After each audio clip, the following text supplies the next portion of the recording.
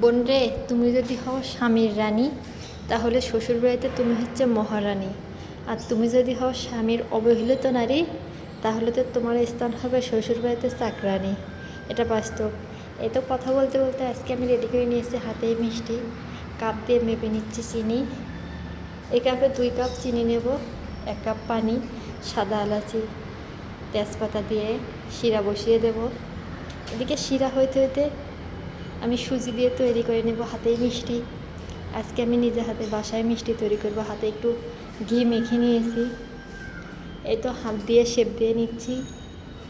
এভাবে হাত দিয়েই তৈরি করে নেব, একটু ডলে ডলে, যার যেরকম মনে চায় সেরকম ডিজাইন করে তৈরি করে নেবে। এই তো কড়াইয়ে তেল দিয়ে নিয়ে তেলটা গরম করে তেলের মধ্যে ছেড়ে দেব। এগুলো ভাজা হয়ে গেলে শিরায় ডুবিয়ে দেবো গরম শিরার মধ্যে। এই তো আমার সবগুলো মিষ্টি রেডি।